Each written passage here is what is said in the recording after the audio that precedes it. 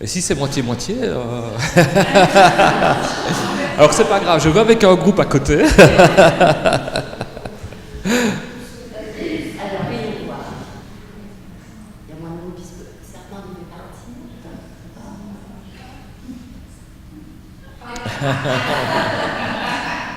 Bon, ok, on va laisser un peu de place au débat, mais plus trop, enfin un peu moins quand même.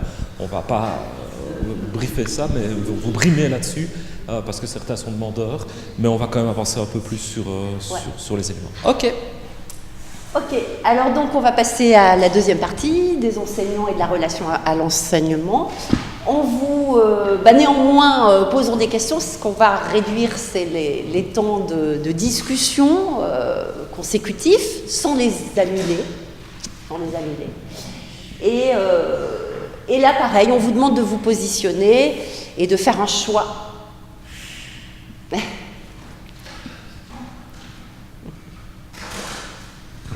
Vous avez envie d'en choisir plusieurs, hein, oui.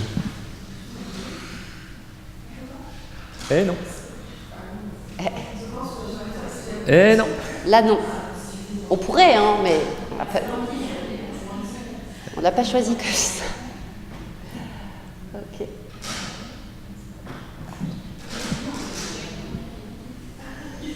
Alors, voyons voir la qualité plébiscitée.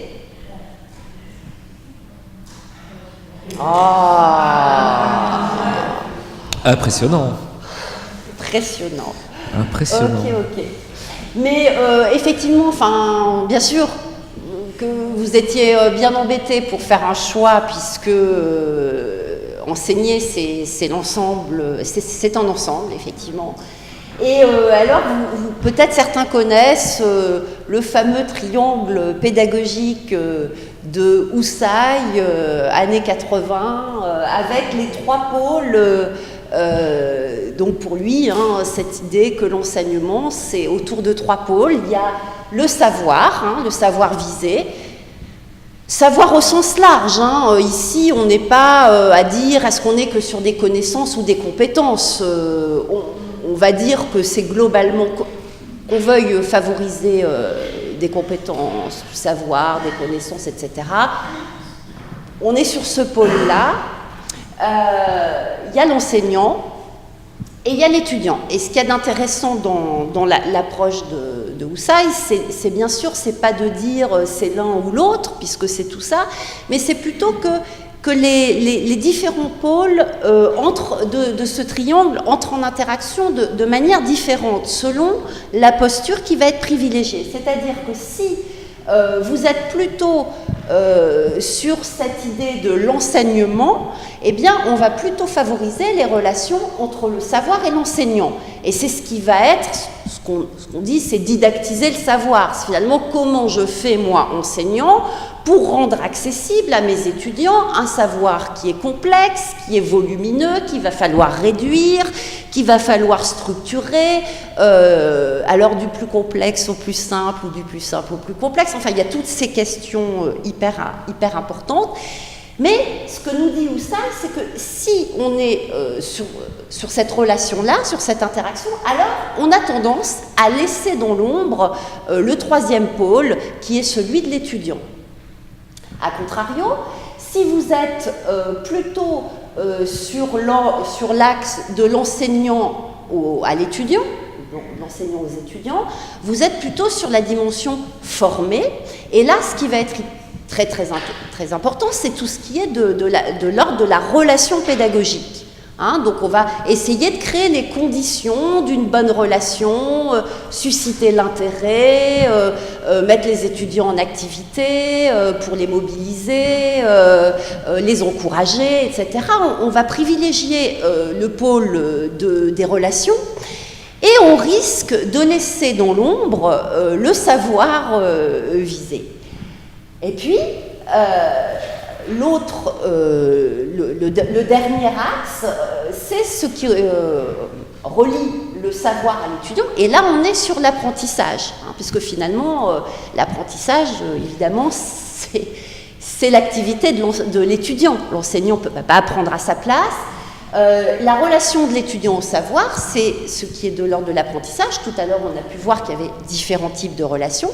Et dans cette relation-là, eh bien, l'enseignant est parfois, justement, n'est plus là.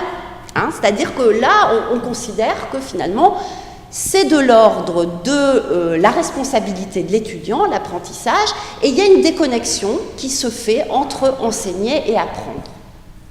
C'est un point de réflexion qui est assez intéressant et qui renvoie finalement à 3 postures classiques où on est sur la posture transmissive plutôt, là vous voyez c'est l'archétype du cours magistral, hein, mais de manière un peu comme ça sommaire et caricaturale, et vous voyez l'image qui représente cette posture-là, où on voit qu'on a un enseignant qui est tourné vers son tableau, hein, donc qui est probablement à fond dans sa démonstration, et puis avec peut-être des gens qui suivent plus ou moins ce qui est en train de se passer.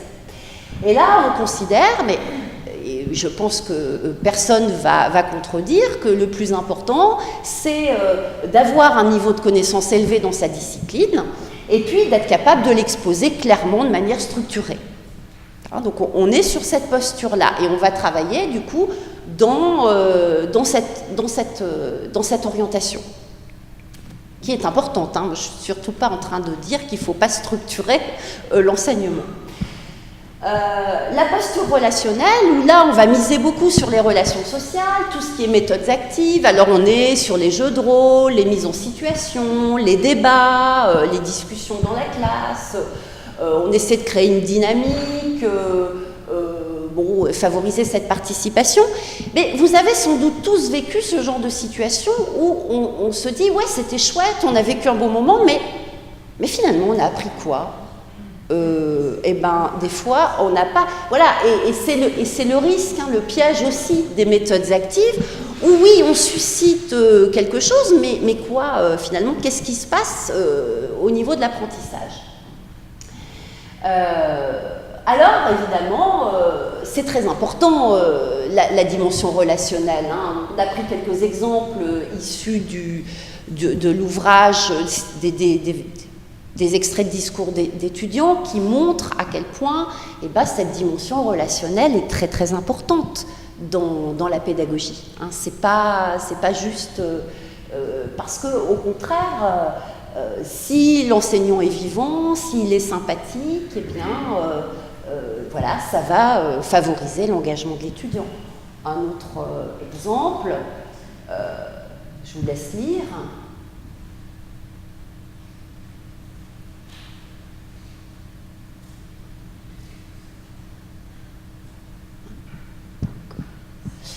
Après, effectivement, on a des enseignants qui disent « bah ouais, mais les étudiants, ils réagissent pas, on leur pose des questions. » Bah oui, mais quand ils réagissent pas de la bonne façon, ils peuvent se prendre le petit retour de bâton sur la moquerie, ou etc., qui fait qu'après, tu n'oses plus. Bon. Et sur l'ambiance, d'ailleurs, ça rejoint, et c'est vraiment pas non plus anecdotique, hein, c'est fondamental. La posture de faciliteur d'apprentissage, c'est la posture qu'on vise. Hein. D'ailleurs, vous avez tous dit, l'enseignant, il doit favoriser ça. Hein. Donc, mais ici, je pense qu'on est sur un groupe peut-être un petit peu, comment dire, pas forcément typique, hein, puisque vous êtes déjà arrivé là où on veut aller. Mais bon, c'est vrai que c'est assez facile à dire, tout ça, puis c'est un peu plus difficile à faire, parce que, ok, alors oui, alors les mettre en activité, ah oui, mais attention, pas au détriment des apprentissages. Donc, c'est vraiment les questions qu'on va se poser. Comment on fait pour être centré sur l'apprentissage étudiant ? Et puisque l'apprentissage, ça relève de dynamiques individuelles et sociales, ça se construit dans l'action, hein, action de faire, action d'échanger, différents types d'actions, individuelles et collectives, donc susciter cet apprentissage actif, et puis l'évaluation formative. C'est-à-dire que comment je fais pour savoir, moi, les étudiants où ils en sont, et puis eux, comment ils savent aussi pour arriver à se repérer. Tu disais tout à l'heure, l'étudiant, je crois que c'est toi qui le disais, il a bien du mal à s'auto-évaluer, à savoir finalement si ce qu'il fait c'est bien ce qui est attendu, et puis quel est le niveau de performance auquel il atteint, qu'il atteint. D'où l'importance d'avoir ces retours. Et là, on n'est pas effectivement uniquement en examen terminal pour le coup. Hein, et c'est comment on arrive à mettre en place des dispositifs d'évaluation formative pour nous avoir un retour sur les apprentissages et pouvoir réguler notre enseignement, ajuster notre enseignement aux étudiants, plutôt que d'espérer qu'ils vont s'ajuster, eux, à notre enseignement et que, de toute façon, ce n'est pas admissible qu'ils arrivent en première année de physique sans maîtriser telle propriété du monde physique, et pourtant, bah oui, même avec leur bac scientifique, puisqu'il est bien acquis qu'on ne parle pas des autres, ils ne sont pas en capacité de ça. Donc, cette adaptation de l'enseignant, et puis de l'étudiant, qui peut aussi se situer par rapport à une progression et à des attendus. Alors, ce qui a pu être mis en évidence, et puis finalement ça concerne les enseignants aux différents niveaux d'enseignement, pas uniquement les universitaires, c'est que finalement, quand on enseigne, eh bien, on se développe en fait à travers l'enseignement. L'enseignant débutant n'est pas centré de la même façon que l'enseignant expérimenté. Et il y aurait comme ça des stades de développement où finalement on démarrerait l'enseignement, où on serait plutôt centré sur la matière, son contenu, et je pense que ça fait écho à... Enfin, j'imagine que ça fait écho à beaucoup de gens ici. Les premiers cours qu'on prépare, on est sur le contenu. On est sur le contenu. Moi, je me souviens d'une collègue qui m'a dit « Ah, j'avais tout préparé, et puis alors, j'avais peur de ne pas avoir le temps de finir. » Et en fait, elle avait 2 heures de cours, et au bout d'1 heure, elle avait fait tout son contenu, et elle était vraiment embêtée parce qu'elle avait tout fait. D'habitude, on n'a pas le temps de faire. Et puis là, elle avait tout fait, centré matière, hein, ou se dire, bon là, il faut à tout prix qu'ils aient tous ces éléments, donc, et comment je fais, etc. Constatant la limite de cette posture, l'enseignant évolue. Et il se tourne vers, justement, les interactions. Il se dit, mais comment je peux susciter l'adhésion du public? Tout ça, ça ne va pas, ils sont démotivés, ils sont passifs. Et l'enseignant va se centrer sur les interactions. Et là, il va faire le constat des limites aussi de ce qu'il met en place. Et finalement, il arrive au niveau de développement du stade 3, où il est centré sur les apprentissages. Alors, ça a été retrouvé, comme je vous disais, à différents niveaux d'enseignement, ça, hein, mais il y a une petite limite à ce modèle, c'est que finalement, c'est un modèle qui fait complètement abstraction du contexte. On dirait que finalement, l'enseignant, il se développe, et tout ça, c'est un processus individuel lié à l'expérience, et oui, ça existe, mais... Ce que nous montre la recherche, c'est qu'en fait, l'attitude et la posture de l'enseignant, elle est aussi contexte dépendante. Et vous pouvez avoir le même enseignant, vous, extrêmement centré sur un contenu à transmettre dans une situation, parce que justement, on est en amphi, qu'on a tant d'heures, qu'on a 200 étudiants, et puis une posture centrée beaucoup plus sur l'apprentissage dans des petits groupes. Donc, vous voyez, c'est cette idée qu'il y aurait un développement individuel qui ne serait pas dépendant des situations d'enseignement proprement dites, elle est contredite par la réalité. Oui, juste pour vous dire que Fuller est un autre auteur qui a travaillé dans les années 60 sur ces stades de développement. Et il y avait un stade supplémentaire qui était le premier stade que moi j'aime bien. L'enseignant, au début, il veut sauver sa peau. Donc ce qui l'intéresse, c'est lui, c'est son ego.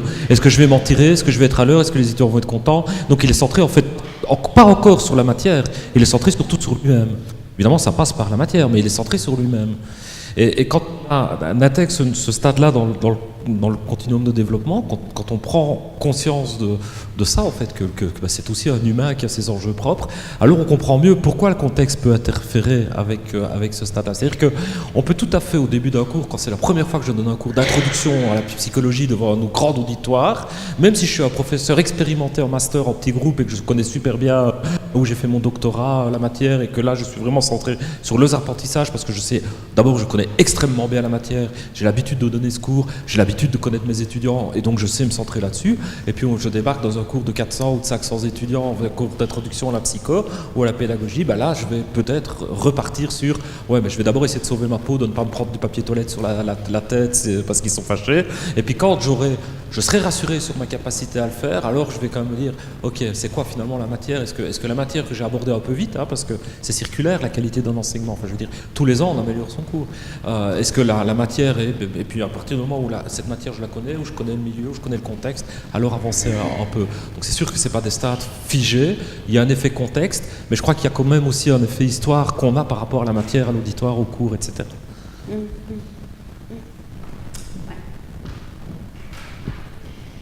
Alors, et vous? Peut-être laisser quand même qu'on n'a pas eu d'interaction, voir si vous avez des commentaires, des questions. Mais il n'y en a plus maintenant. Non, mais je pense que peut-être que les discussions peuvent se faire à ce moment-là. Là, c'est individuel qu'on avait prévu, mais on peut le faire collectif si tu veux. Je sais pas. Faisons le collectif. Allez, collectif. Ça vous... On refait les mêmes groupes de 5, on réfléchit à tout ça? Ah non, mais collectif, vous vouliez dire un grand tous collectif. Ensemble. Ok. Je dis ça, mais ok. Allez. Allons-y, oui, tout à fait. Et puis, pas forcément ces questions. Et puis... Ok, je me promener avec mon micro, mais on va essayer de garder le timing. Donc, on a 10 minutes maximum pour avoir ce débat. Quelqu'un? C'est quoi vos postures à vous? Est-ce que vous les sentez changer en fonction du temps? Est-ce que, effectivement, vous trouvez qu'elles sont en contexte? Est-ce que ça a du sens pour vous? Est-ce que ça vous parle? Est-ce que finalement, la posture, on s'en fout?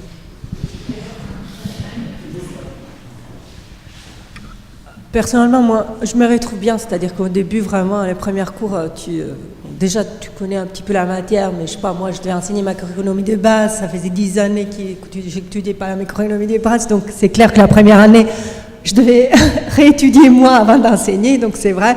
Après, tu te rends compte que c'est pas optimal, comment tu enseignes, donc tu essayes d'interagir, etc. Donc je me retrouve bien, honnêtement. Par rapport à quelle posture moi j'adopte, comme vous disiez, ça dépend du contexte, parce que quand j'enseigne à un amphi, je dirais forcément, au moins j'ai du mal à adopter une autre aptitude différente de la concentration, concentrer sur la matière et essayer de l'expliquer de la façon la plus claire possible. Alors que quand je suis en petit groupe, même quand j'essaye de faire interagir un peu plus les étudiants. Et puis aussi, ça dépend de la matière elle-même. C'est-à-dire, si j'enseigne l'économétrie, enseigner l'économétrie avec beaucoup d'interactions, je sais pas, peut-être c'est possible, mais moi j'ai un peu du mal. Alors que j'enseigne aussi la gestion des projets. Alors, dans mon cours de gestion des projets, c'est pratiquement que de l'interaction. J'ai fait vraiment très peu de cours magistrats. Donc, je pense que ça dépend vraiment aussi du contenu que tu enseignes. Qu'est-ce que tu veux que les étudiants apprennent? Dans un cours de base d'économétrie, en gros, ils doivent sortir avec certaines connaissances. Et je suis obligée à les faire. Je ne peux pas réduire le contenu, parce qu'après, il y a les cours d'économétrie 2, il n'y a que 24 heures. Oui, tu peux faire des exercices, mais au-delà de faire des exercices, quelle interaction tu peux faire? Alors que dans les cours de gestion des projets, ils doivent apprendre à gérer un projet, et donc tu peux le faire travailler en groupe, en individuel, faire les présentations. Je veux dire, tu ne transmets pas beaucoup de contenu, où je donne un document à lire et le lis à la maison, et puis en classe, on discute, on fait des exercices, il y a beaucoup d'interactions. Donc, ce que je veux dire, c'est que c'est beaucoup plus simple de trouver, de se focaliser sur l'interaction et sur l'apprentissage, sur certaines matières plutôt que des autres. Sur certaines matières, au moins, ma difficulté, j'arrive pas trop à m'éloigner d'un cours magistrale et donc d'être centré, comme vous dites, sur la matière. Parfois, dans le domaine de l'évaluation, on travaille avec ce qu'on appelle une table de spécification. Donc on demande aux professeurs de lister ce qu'ils voient au cours et puis de les prioriser. Et c'est un exercice qui est très, très riche parce que souvent la conclusion c'est je me rends compte que je vois des trucs, matières qui, et finalement est-ce qu'ils sont vraiment intéressants? Est-ce que vraiment c'est nécessaire? C'est une belle réflexion, je trouve. Ça permet de sortir un peu du stade matière et d'avancer peut-être sur, à partir du moment où je peux renoncer à un peu de matière, ben oui, là je peux m'intéresser plus à l'interaction, voire à l'apprentissage parce que ça prend plus de temps. Mais c'est pas possible dans tous les cas et parfois, oui, il y a la matière, elle doit être vue. Donc je suis d'accord avec vous en disant, ben ça dépend, ça dépend. Quelqu'un d'autre? Ouais. Je voulais juste revenir sur la question 3, là, est-elle stable en fonction des contextes? Je pense que quand on débute, on est très fixé sur ce qu'on a à dire et assez peut-être hermétique à ce qui se passe en classe. Et puis plus on a de l'expérience, plus on est détaché de ce qu'on doit faire passer, plus on absorbe ce qui se passe en classe. Et je pense qu'on a tous vécu le fait d'avoir 2 groupes à la suite d'un même niveau et de faire des choses différentes dans les 2 groupes parce que avec tel groupe, on a senti que telle activité fonctionnait bien à ce moment-là et avec le deuxième groupe, par exemple, ça n'a pas pu se faire pour d'autres raisons. Et des fois, d'ailleurs, il y a des conflits entre les groupes. Pourquoi ils ont fait ça et nous, on ne l'a pas fait? Et donc, on doit leur expliquer que, avec la situation, ça fonctionnait mieux à ce moment-là, mais que peut-être qu'on reviendra avec eux plus tard sur ce point-là. Et donc, ça montre aussi que plus on avance dans notre la réflexion qu'on peut avoir sur notre enseignement, sur les apprentissages, plus on peut se laisser happer par l'ambiance de classe, en fait. Ce qu'on ne fait pas du tout au début. Il y a aussi un facteur d'ennui. Quand on donne plein de fois le même cours, à un moment donné, on s'ennuie et donc on a envie de changer.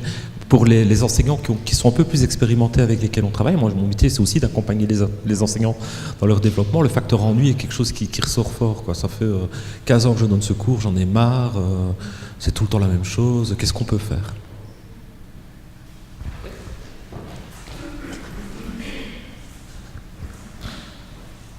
C'est pour rejoindre que, ça dépend de la matière parce que, évidemment, enseigner une langue, on favorise l'interaction, donc ça nous permet d'enseigner, donc forcément, je privilégie ça.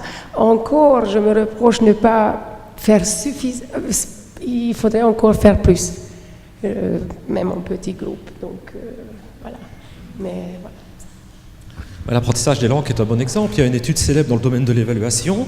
On a constaté que des productions d'étudiants étaient évaluées de manière complètement différente par un prof de langue ou par le milieu professionnel. En fait, c'était une formation dans la langue chinoise, si ma mémoire est bonne.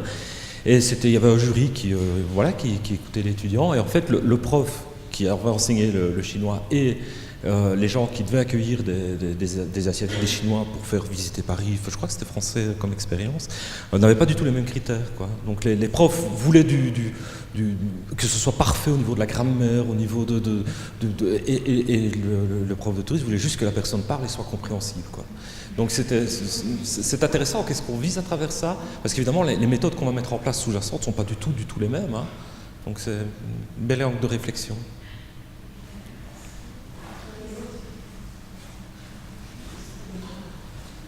Juste préciser que l'interaction entre les étudiants, c'est très important aussi. Ouais. Quelqu'un d'autre? Tu vois, on pouvait laisser l'interaction, on continue.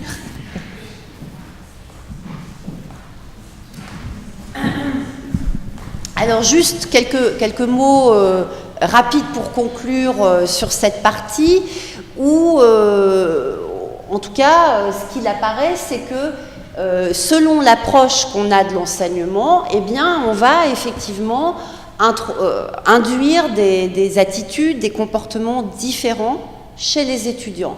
Et une approche plus centrée sur l'enseignement va susciter plus de passivité, d'apprentissage en surface, qu'une approche centrée sur l'apprentissage où vous allez développer l'autonomie, l'activité et un apprentissage plus en profondeur des étudiants. Donc, effectivement, les étudiants ne sont pas, d'une part, une entité homogène, on l'a vu, il y a un certain nombre de variables qui viennent d'eux, même si elles ont été socialement construites, mais également, les étudiants vont se comporter aussi différemment selon les méthodes d'enseignement et les approches de l'enseignement qui sont mises en œuvre. Il y a aussi des liens qui ont été établis entre la perception de l'enseignement et l'engagement dans les études. Savoir que les étudiants qui perçoivent un enseignement de manière positive s'engagent plus aussi dans cet enseignement. C'est des corrélations, voilà, mais il y a un lien en tout cas entre perception de l'enseignement et engagement. Hein, tout ça pour dire que effectivement les qualités, enfin les traits caractéristiques des étudiants sont un élément central, mais pas le seul élément qui joue dans leur rapport à l'apprentissage. Ce sont des liens et des tendances. On peut avoir un cas particulier, une expérience, on a tous des expériences où à un moment donné on a été soumis à un apprentissage centré sur, peut-être pas l'enseignant, mais en tout cas très fort sur la matière, et finalement ça nous a vraiment été utile, et ça nous a motivés, on a compris, on a trouvé ça formidable, cet exposé était magnifique, comme on peut avoir des expériences de pédagogie plus actives, plus centrées sur l'apprentissage, où finalement on sort de là en étant un peu insatisfait. Donc c'est des tendances, mais ce sont des tendances générales qui font conserver. Ce que moi, la phrase que j'utilise le plus quand j'accompagne les gens, c'est la pédagogie fait la différence. C'est-à-dire que c'est vraiment à vous, il y a des concepts, il y a des matières, il y a des sujets sur lesquels un bel exposé, clair, limpide, précis, fera plus que quelque chose de très socio-constructiviste avec les étudiants. Et parfois, c'est l'inverse. Et c'est vraiment à vous à essayer de percevoir dans la situation pédagogique les éléments qui vont vous permettre d'utiliser la bonne pédagogie en fonction de la matière, du contexte, des étudiants. Un étudiant le lundi à 8h n'est plus le même que le vendredi à 5h. Donc tout ça est à intégrer pour à un moment donné pouvoir faire varier vos styles d'enseignement. Et on sait que c'est la variation des styles d'enseignement qui profite le plus aux étudiants. C'est ce qu'on appelle l'ambivalence didactique, et on sait que ça c'est utile parce que les étudiants, la pédagogie à un moment donné c'est vraiment centré sur les styles d'apprentissage. Quel style d'apprentissage ont les étudiants pour que la pédagogie puisse s'adapter à ces styles d'apprentissage. Et la grande conclusion des pédagogues, c'est ça dépend. Ça dépend d'une personne à l'autre, donc tout le monde n'a pas le même style d'apprentissage, il y a des tendances individuelles, mais même dans ces tendances individuelles, il y a des évolutions qui sont très différentes en fonction de l'humeur de la personne, de ce qu'elle veut, de sa fatigue, de sa motivation. Et donc, la conclusion des pédagogues, c'est faisons varier les méthodes d'enseignement, et c'est sans doute le moyen qu'on a pour que le plus grand monde, la plus grande masse profite de ça. Et moi j'ajouterais repérer les signes pour nous dire là il faut qu'on change, il faut qu'on adapte, il faut qu'on aille chercher plus dans notre pédagogie pour satisfaire la relation pédagogique, l'apprentissage, l'enseignement qui est en train de se mettre en place. Je crois que c'est essentiel.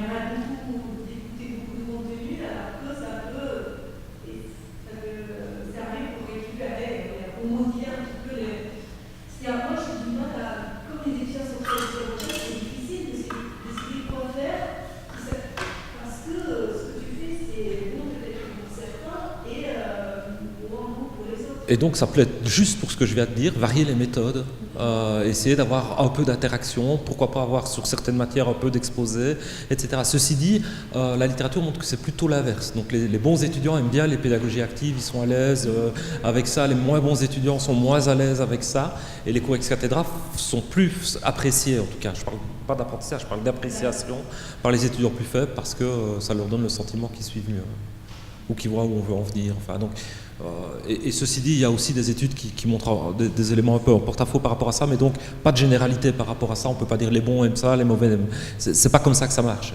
Mais effectivement, varier les méthodes d'enseignement, c'est ce qui fonctionne le mieux. Dans le contexte dans lequel on est. Et puis je pense qu'effectivement, là on est sur les grandes méthodes en fait, les approches très larges, hein, mais par rapport à un enseignement en cours magistral, on peut pas nécessairement, ça ira, comme vous dites, il y a des limites, hein, on sera vite confronté aux limites de la situation pour mettre en place des pédagogies très actives, mais néanmoins, on peut quand même mettre en place des dispositifs pour favoriser plus l'apprentissage actif des étudiants pendant ces cours. Par exemple, les amener à se projeter sur qu'est-ce qu'on va étudier aujourd'hui. Prévoir des temps comme ça où les étudiants sont pas juste en train d'écouter et puis d'essayer de voir au fil du temps ce qui va se passer, mais les amener à se projeter en amont sur qu'est-ce qu'on va apprendre, à votre avis c'est quoi qui est important, faire des pauses réflexives. Qu'est-ce que vous avez appris là sur la demi-heure qui vient de se passer? Voilà, des temps aussi, des pauses réflexives dans le cours où, bon, finalement, là, on vient de parler de telle chose.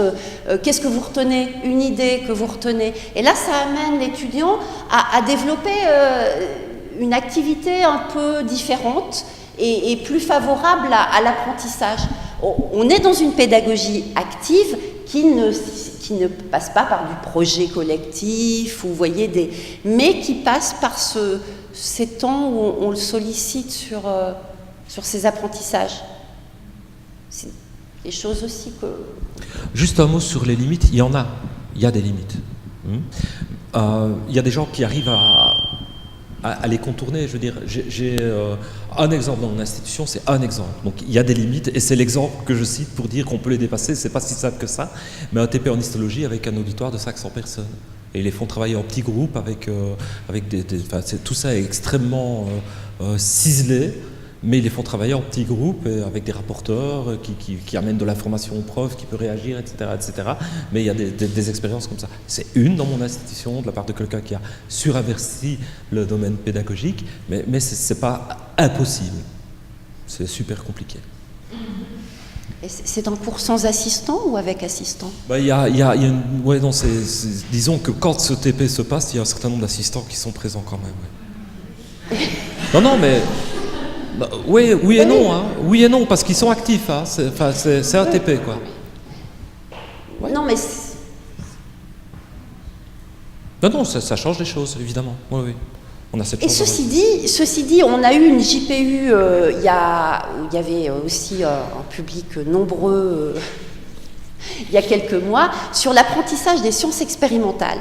Et donc, vraiment, tout le discours était ciblé sur les sciences expérimentales et quand même beaucoup sur les TP, et où il apparaissait également que les TP sont...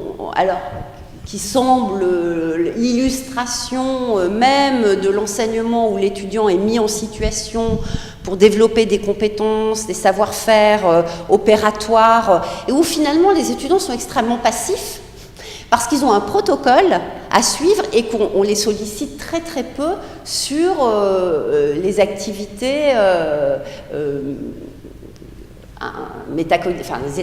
différents types d'activités par rapport au sens même de ce protocole. Et donc, finalement, on voit que c'est compliqué. On peut être finalement très stimulé intellectuellement et très actif cognitivement dans un cours magistral, et puis très passif dans un travaux pratique. Tout à fait. Une séance de travaux pratiques, ou alors même qu'on a l'impression que les étudiants sont en train de manipuler en permanence, ils ont l'air super actifs, non, ils ne le sont pas cognitivement, ou très peu. Oui? Non, juste pour parce que si on dit aux étudiants en fait ça, c'est sûr que ça va pas faire ça en assez actif. Là, ça n'a pas beaucoup de ressources cognitives d'ouvrir un logiciel et de manipuler les données. Ouais. C'est vrai qu'il y a d'apporter une réflexion sur pourquoi on doit faire ça, et peut-être même demander aux étudiants d'élaborer eux-mêmes, on va dire, un protocole à partir des données qu'on a. Là, c'est sûr que ça prend un petit peu plus de réflexion. C'est peut-être plutôt que d'appliquer un protocole déjà fait, pourquoi pas essayer de demander aux étudiants de mettre en place un protocole. Tout à fait. Oui, et là, je crois qu'il y a une réaction qui ne peut pas être tue parce que c'est le sujet, c'est sa discipline et elle a réfléchi. Bah oui, 2 secondes, oui. On se refait pas. Hein. C'est peut-être un tout petit peu hors contexte, ou en tout cas ça reste dans le contexte pour moi, et c'est certainement très naïf aussi comme question, mais pourquoi, ou est-ce que, peut-être vous pourrez me répondre à cette question, est-ce que dans la formation des enseignants à l'avenir, est-ce que par exemple le DU que nous on suit en tant qu'étudiants pour enseigner dans le supérieur, est-ce que ça va être compris dans la formation des futurs enseignants qui sortent, oui ou non? Parce que là on aborde beaucoup de choses qu'on a abordées dans les cours, et de ce DU, qui nous ont donné certainement des clés pour justement essayer de rendre le cours plus attractif, de faire des méthodes pédagogiques qui sont plus appropriées peut-être. On nous donne les clés de le faire, on fait ces exercices avec David Lafarge pour les sciences expérimentales par exemple, mais est-ce que c'est prévu ou est-ce qu'il y a des groupes d'études qui sont montés pour essayer de pousser pour que plus tard les enseignants soient formés? C'est un mouvement international, hein, et donc effectivement il y a vraiment un développement de cette conception selon laquelle il faut former aussi les enseignants du sup sur les questions pédagogiques et didactiques. Donc c'est un mouvement qui se fait dans le temps long. Il y a eu énormément de rapports qui disent qu'il faut que la formation soit obligatoire, etc. On voit que les gens ont toujours beaucoup d'autres choses à faire que de se former sur l'enseignement, mais ça avance. Hein, donc là, il y a un décret qui vient de sortir pour que la formation des nouveaux maîtres de conf soit obligatoire. Bon, il y a des choses. Sophie, tu veux compléter ? Ouais, je vais juste dire un tout petit mot très rapide. Juste préciser qu'il y a des travaux qui se font surtout sur le référentiel enseignant. Aujourd'hui, les enseignants-chercheurs sont évalués exclusivement sur leurs travaux de recherche.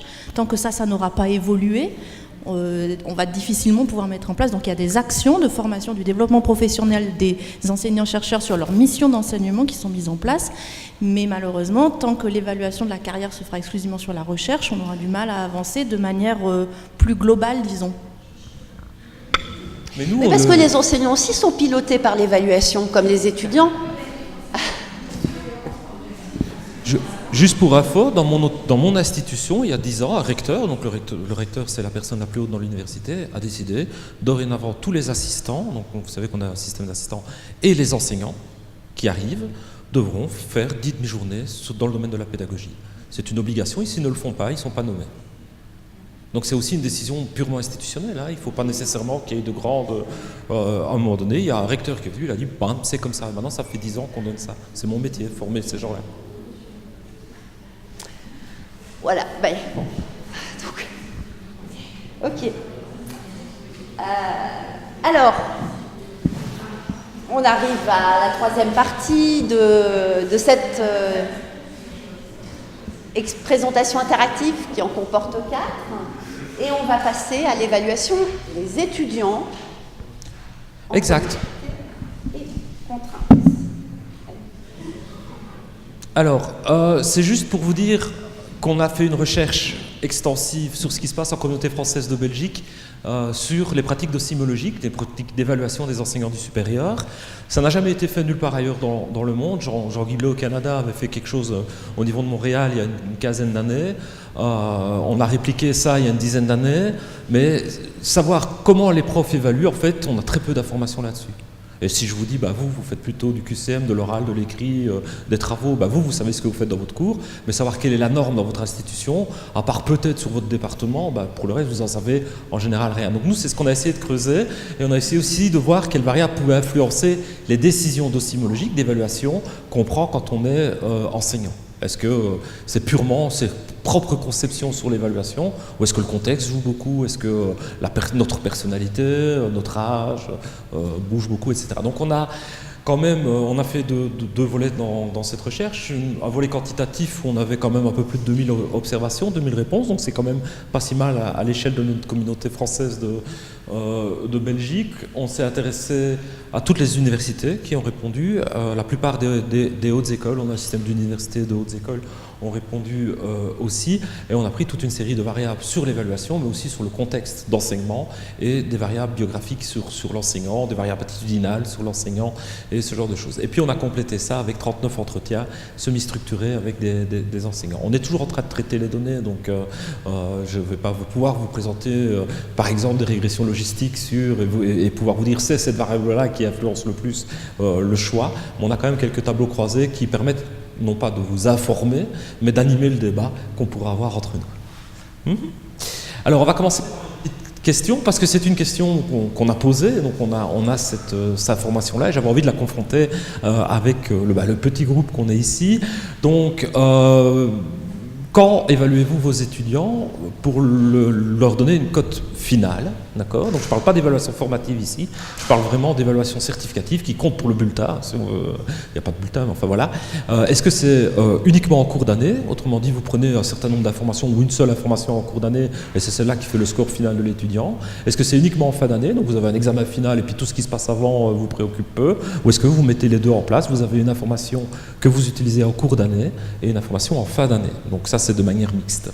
Donc uniquement en cours de semestre, donc pas à l'examen, uniquement en fin de semestre, donc à l'examen, ou de manière mixte.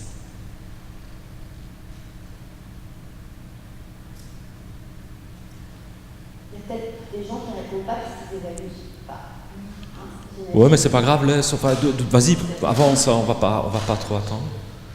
Ok, donc c'est pas mal, on est 9-3, tu peux passer le slide suivant, on va voir un peu ce qui se passe au niveau de la communauté française de Belgique.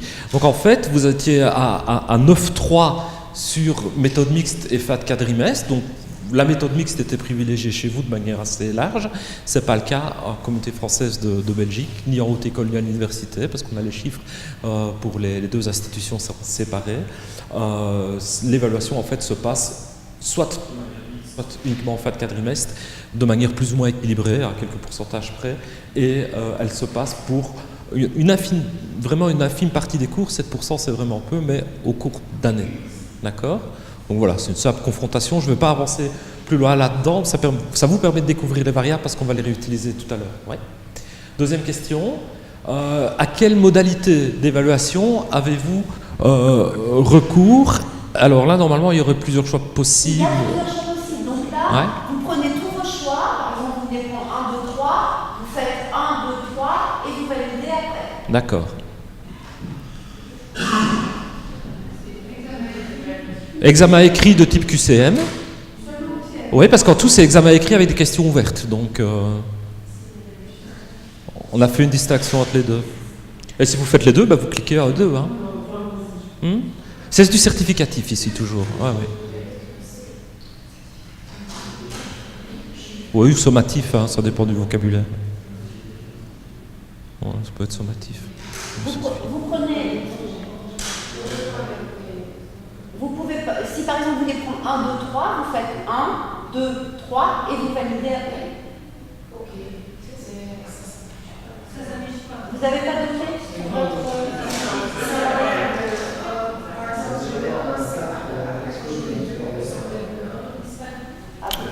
Bon, écoutez, c'est pas si grave, avançons. L'intérêt, c'est que vous voyez les variables, donc vas-y, avance. Peut-être un petit parallèle. Vas-y, avance. Ok, donc le travail personnel dans ce groupe-ci est important, à moins que ce soit... ouais, je peux pas conclure en fait, parce que si ça se trouve, vous avez fait 1, 2, 3, 4, et c'est seulement le 4 qui a été validé. Allez, hop, on passe ça. Ok. Donc ici, il y avait plusieurs choix possibles aussi, donc si vous additionnez, vous êtes au-delà de 100%, mais on voit quand même que 68,7% des examens en Communauté française de Belgique comprennent une partie écrite, et que quand ils comprennent une partie écrite, dans plus de 93% des cas, 93,8% des cas, il y a des questions ouvertes. Ça veut dire aussi que dans 7% des cas, un peu moins, 6,2% des cas, il n'y a pas de questions ouvertes et donc on est uniquement sur du standardisé de type QCM probablement. On voit que l'examen oral est utilisé dans un peu plus de 36% des cas, et que les travaux de fin de quadrimestre sont quand même utilisés dans 28% des cas pas dans mon institution, sur ma communauté linguistique au niveau de la Belgique.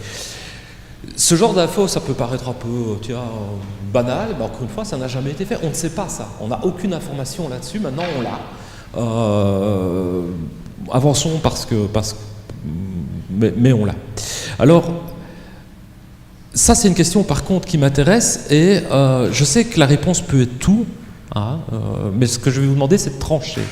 À votre avis, selon vous, de quoi dépendent les modalités d'enseignement choisies pour un cours? Est-ce que ça dépend du profil de l'enseignant, son genre, son ancienneté, les attitudes qu'il a par rapport à l'évaluation? Est-ce que c'est plutôt l'évaluation doit servir à soutenir l'enseignement, ou est-ce qu'on doit classer les étudiants et uniquement choisir les meilleurs? Tout ça, c'est ce que j'appelle attitude par rapport à l'évaluation. Si vous pensez que ça dépend du profil de l'enseignant, de ses attitudes, ben vous choisissez A. Si ça dépend de la pédagogie utilisée pour le cours, est-ce que la modalité d'enseignement est passif, transmissif, etc., vous cochez 2. Et si ça dépend du contexte, année d'études, taille de l'auditoire, etc., vous cochez 3. Selon vous, est-ce que ça dépend? Dans les faits. Pardon? Non, une seule réponse ce coup-ci. Une seule réponse parce que, évidemment, tout joue. Enfin, tout joue, mais dans des variables très... Enfin, vous allez voir.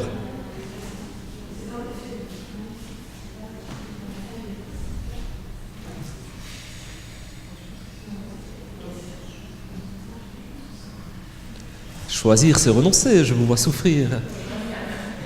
C'est bien, c'est ce que je voulais. Ouais. Ok, profil de l'enseignant, pédagogie pour le cours, du contexte. Eh bien, on va répondre à cette question-là pour la communauté française de Belgique. Je ne dis pas que c'est universel, mais en tout cas, on a des infos par rapport à ça. Donc, on a effectivement interrogé l'enseignant sur des variables personnelles. Elles sont listées ici, son statut, son temps de travail, est-ce qu'il travaille à temps plein ou pas dans l'université ou la haute école, l'intérêt à enseigner, donc on a demandé à l'enseignant si c'était un truc qui l'amusait plutôt ou qu'il aimait pas trop, son niveau de frustration, donc est-ce qu'il a envie de plus enseigner ou de moins enseigner, donc ça c'est une variable qu'on a appelée le niveau de frustration par rapport à l'enseignement, son genre, son âge et son ancienneté.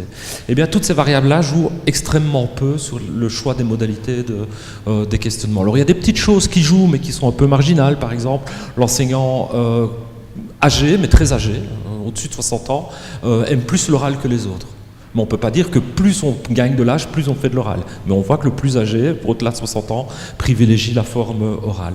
On voit que le genre est quelque chose aussi qui joue un peu, mais ces variables-là doivent être en fait intégrées dans des modèles un peu plus complexes parce qu'on suspecte que dans les hautes écoles et dans les universités, certaines modalités d'évaluation sont un petit peu différentes. Or, dans les hautes écoles, il y a 65% de femmes, 35% d'hommes, et c'est l'inverse dans les universités.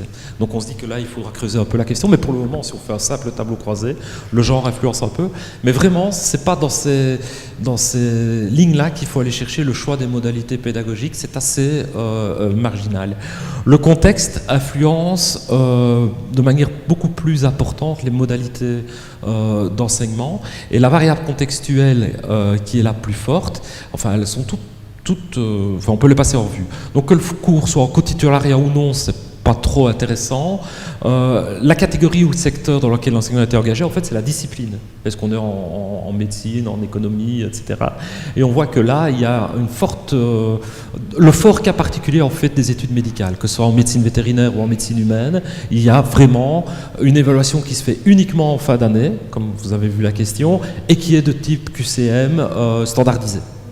Beaucoup plus que dans les autres sections. Pour les autres sections, il n'y a pas tellement de différence d'une section à l'autre, mais vraiment, il y a le cas particulier de la science de la santé. Le type cours ou long, je vous passe cette variable-là. Le bloc d'enseignement, donc est-ce que c'est un cours de première, de deuxième, de troisième, de quatrième, de cinquième, etc. Ça influence pas mal, et ce n'est pas qu'un effet du nombre. Parce qu'on peut se dire, oui, mais c'est normal, ils sont plus nombreux en premier bac, donc il y a une standardisation ou un écrit, alors que quand ils sont moins nombreux en fin d'année, on fait plus un oral ou des travaux. Ça existe, hein, donc le nombre d'étudiants influence les modalités de questionnement, mais l'année d'études aussi, indépendamment du nombre d'étudiants. Le nombre de CTS, c'est le volume du cours, ça joue aussi sur les modalités d'enseignement. Plus le volume du cours est important, plus il y aura d'évaluation en cours d'année et plus il y aura plusieurs méthodes d'évaluation qui seront utilisées par l'enseignant en fin d'année.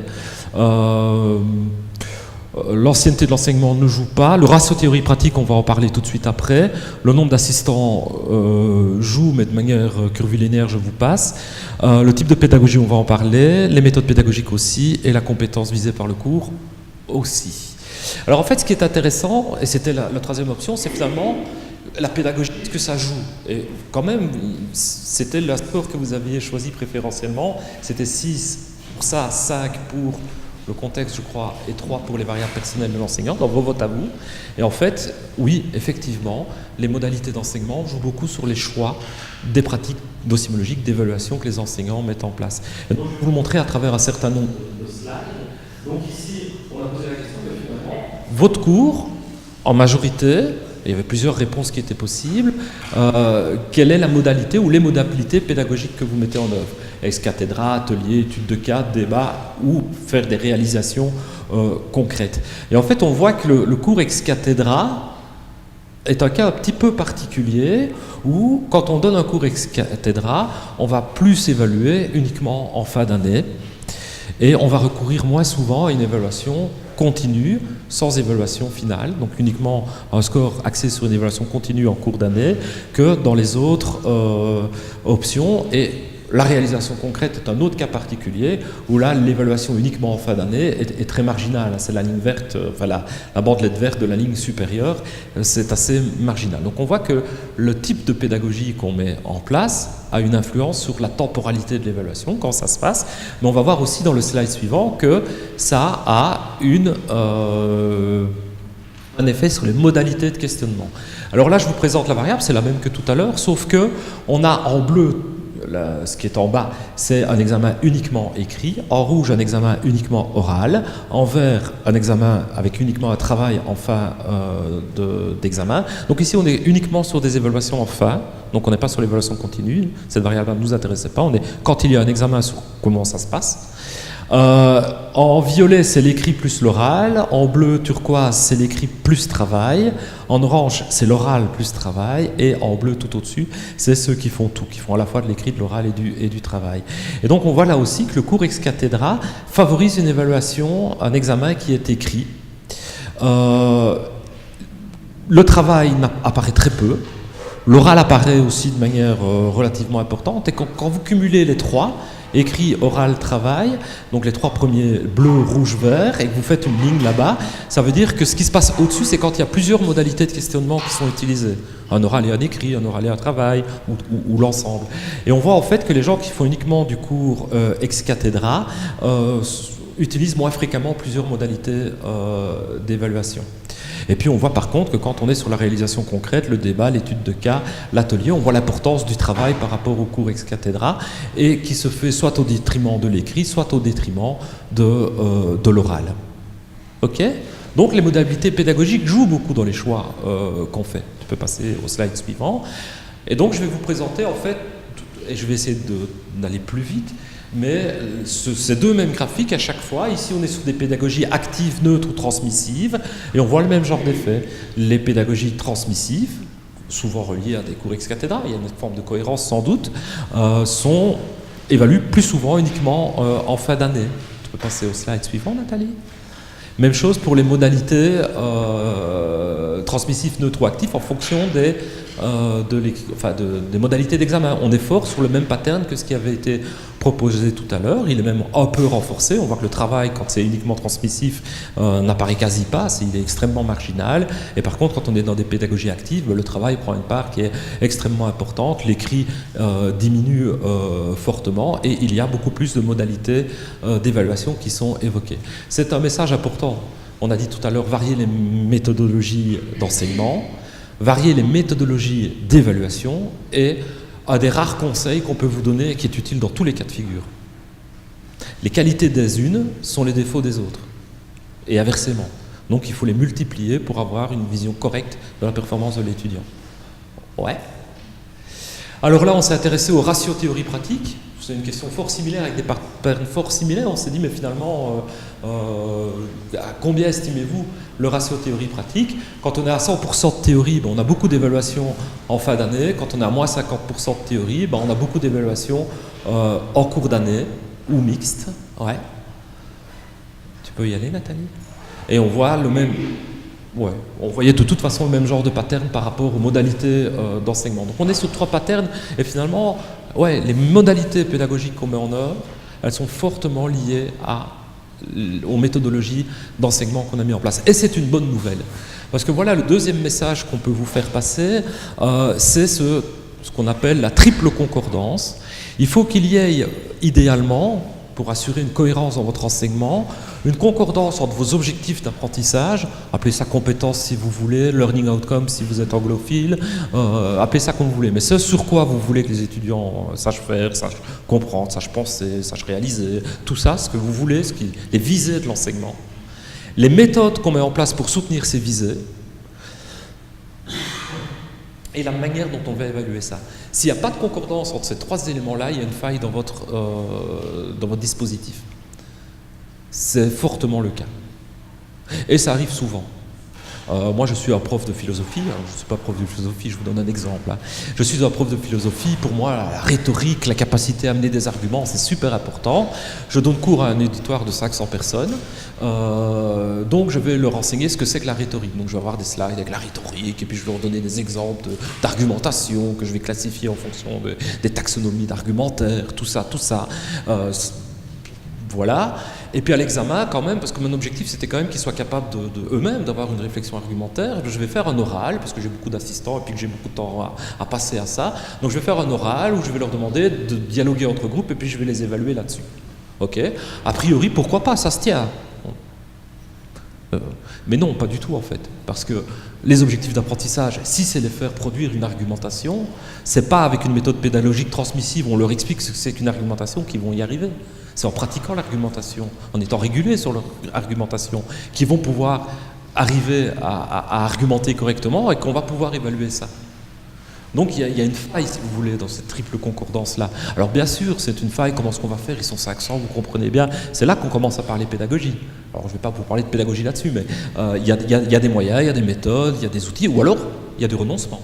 En disant, s'ils sont 500, je ne vais simplement pas travailler l'argumentation, je vais me contenter dans ce cours-ci de leur donner un cours ex cathedra sur l'argumentation, et puis je l'évaluerai avec un examen écrit ou de type QCM, mais pas en leur demandant d'argumenter, en leur demandant ce qu'ils savent sur ce processus d'argumentation qu'on a produit. Donc cette histoire de triple concordance, c'est vraiment une clé que je vous donne pour réfléchir à vos enseignements.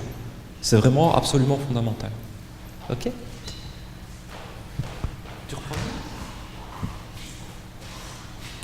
Alors, on peut sans doute passer 3 minutes, parce que j'aimerais vraiment que Nathalie puisse vous expliquer le...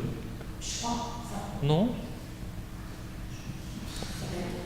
Allez, alors on a un peu plus de temps pour vous entendre sur vos réactions, d'abord sur le sujet de l'évaluation, d'accord ? Donc on va prendre 5 minutes si vous avez des choses à dire ou à débattre sur le sujet de l'évaluation. J'adore ça, c'est mon sujet de prédilection, c'est là-dessus que je travaille. Nathalie adore ça aussi, c'est aussi son sujet de prédilection. Donc oui, donc on peut vraiment y aller. Et puis après on terminera peut-être par 5 minutes plus générales sur la formation. Des commentaires ou des réactions par rapport à l'évaluation ?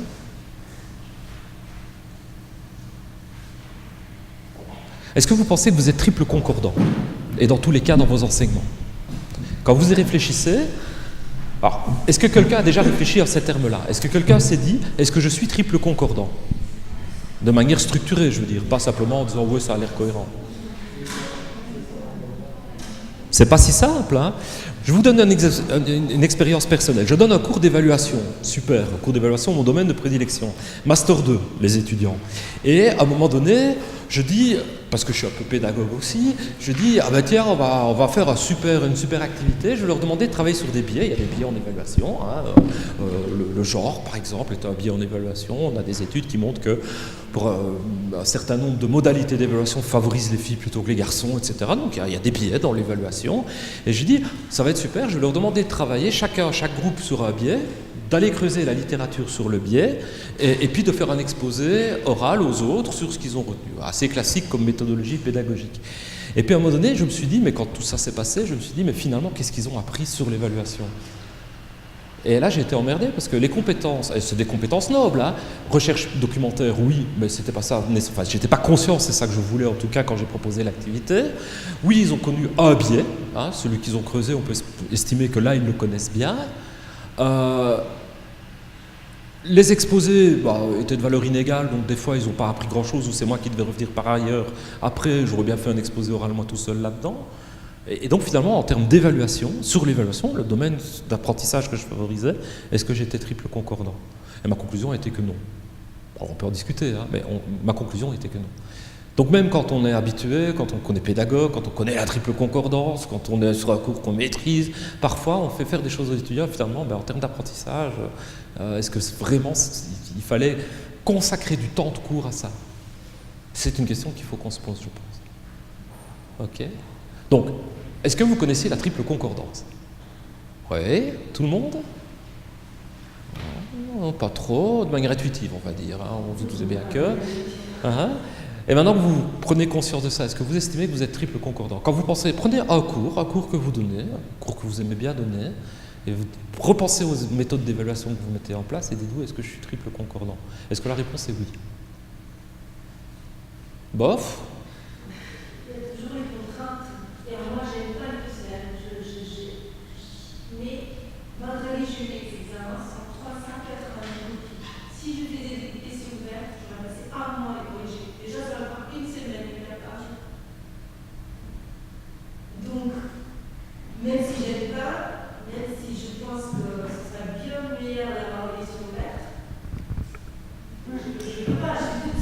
On est d'accord. Juste une petite remarque technique.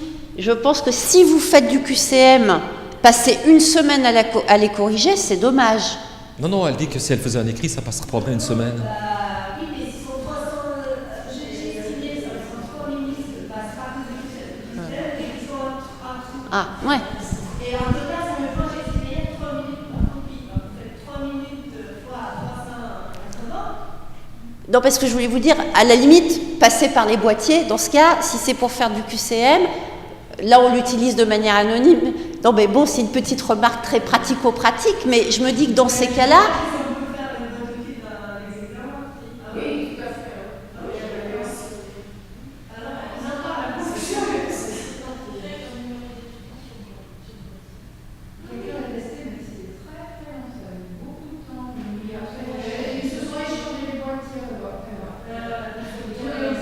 Non, mais c'est-à-dire qu'effectivement, attendez, la petite chose quand même, effectivement, si vous testez un dispositif le jour de l'examen, c'est un peu limite, et je pense que là, ça ne va pas marcher. Mais c'est dommage, non, mais c'est vrai que malheureusement, c'est arrivé effectivement, hein, c'est que le truc n'est pas préparé, et puis évidemment, le jour J, donc minimum, et puis même pour les étudiants, enfin bon, il y a donc un minimum d'avoir au moins une séance pour un entraînement, voilà, et pour que tout le monde soit opérationnel. Mais c'est dommage, le collègue est parti, mais au département, enfin, il les utilise aussi pour ça. C'est une petite parenthèse, mais c'est juste pour dire que si c'est du QCM, c'est dommage de passer une semaine à le corriger, quoi. Voilà, c'est tout. Oui, et pour vous donner un exemple, moi je suis responsable académique d'une structure dont la vocation est de corriger les QCM. Donc on a un système de lecture optique de marque et on corrige 1000 tests par an. Le prof, le seul temps que ça lui prend, c'est de nous apporter les feuilles. Hein, et avec des procédures qualité qui sont inégalables par rapport à ce qu'un enseignant peut faire tout seul dans son coin. Donc il faut réfléchir à ça. Pourquoi ? Revenons sur la pédagogie. Parce que le temps qu'on gagne en standardisant l'évaluation, c'est du temps qu'on a pour des éléments non standardisables. Moi, personnellement, je suis pas de problème avec les QCM, ni positifs ni négatifs, ils ont leur intérêt, mais pour évaluer la connaissance, la compréhension, l'application. Mais si on veut évaluer l'analyse et la synthèse, par exemple, on ne peut pas le faire avec des QCM. Alors moi je dis aux enseignants que je forme, mais c'est pas grave, faites tout ce qui est connaissance, application, compréhension, standardisez-le, on n'a pas besoin de votre cerveau pour corriger ça, on a besoin d'une machine. Donc vous standardisez ça, et là où votre cerveau il est nécessaire, vous faites un oral, vous faites un écrit, et là plutôt que de corriger une copie 3 recto verso, et ça va vous prendre 1 mois de votre vie, minimum, vous faites des QCM, et puis vous avez une question qui prend la moitié d'un recto, sur une compétence bien ciblée, essentiels dans votre cours, et là vous pouvez allier. C'est pour ça que je dis, multiplier les méthodes d'évaluation, c'est vraiment ce qu'on peut vous conseiller. Quelqu'un d'autre? Oui. Oui, en fait, juste pour revenir, vous avez dit que en fait, la règle de base, c'est la triple concordance, le triangle, voilà. Je pense que effectivement, c'est une règle de base dans l'idéal qu'on essaie de faire, mais c'est pas si facile que ça. C'est très complexe et souvent, pendant les formations, on fixe des objectifs d'apprentissage, on essaye par exemple, d'utiliser des méthodes actives, etc. Et finalement, on a prévu quand même des dispositifs d'évaluation en harmonie ou en accord avec, et puis finalement, il y a des contraintes, etc., et qui nous amènent souvent à faire des choix. Voilà, donc finalement, les objectifs prévus initialement, on fait du tri, on va plus à l'essentiel, et on enlève la partie accessoire. Enfin, vraiment, vous avez dit choisir et faire le deuil. Enfin, du coup, je trouve que je me retrouve dedans. J'ai envie de réagir de deux manières par rapport à ça. Première manière, pour moi, c'est pas écrit dans le marbre en début d'année, ça évolue. D'accord? Mais quand même, ça ne peut pas non plus évaluer uniquement parce que le groupe est lent et donc on prend plus de temps, donc on ne verra pas toute la matière, on ne verra pas tous les objectifs. Mais il y a une partie où on peut évoluer. L'autre chose, c'est si on ne respecte pas la triple concordance, ça mène à quoi? Ça mène finalement à ce que les apprentissages qu'on voulait viser à travers le cours ne soient pas évalués. Donc ça mène à des étudiants qui vont étudier pour réussir et pas pour apprendre. Et donc c'est QFD, on revient à ce dont on discutait tout à l'heure. Si le but est de susciter, parlons d'objectifs de manière générale, des objectifs d'apprentissage chez nos étudiants, et que ce n'est pas ça qu'on évalue au final, et que ce n'est pas des méthodes qui soutiennent ces objectifs qu'on met en place, alors on a un sérieux problème. Et le problème, je ne nie pas les contraintes techniques, la massification, j'en suis conscient de ça. Mais dès lors, il faut aussi porter le message aux personnes qui font le programme en disant je ne peux pas, l'argumentation avec 500 personnes, travailler ça, c'est simplement pas possible. Voilà ce que je peux faire dans ce contexte-là. Mais il faut avoir une réflexion qui porte là-dessus aussi. On est parfois, en tant qu'enseignant, on accepte de faire des choses qui ne sont simplement pas faisables. Et puis après, l'institution, les étudiants et nous-mêmes, on est étonnés de ne pas y arriver. Il faut ouvrir cette porte de dialogue. Et cette porte de dialogue, parfois, c'est le renoncement. Des fois, j'étais obligé de prendre le cours, sinon j'allais avoir des problèmes personnels, donc je l'ai pris. Je ne suis pas très plus concordant parce que dans le contexte, je ne peux pas l'être, mais au moins, on a conscience de ça. Et donc, on peut essayer d'améliorer ça au fur et à mesure du temps. Ok? On termine avec l'évaluation. Un petit mot, ça va? Vous avez profité de cette matinée? Vous avez l'impression que ça a été utile? Allez. Super, en tout cas pour nous c'était très agréable, hein, Nathalie? Tout à fait. Et donc on se reverra pour l'évaluation des enseignements, c'est ça? C'est ça, tu reviens l'année prochaine. Bon merci vraiment, effectivement on va en rester là et on poursuivra peut-être ces discussions. Bon appétit et puis on se retrouve à 2h.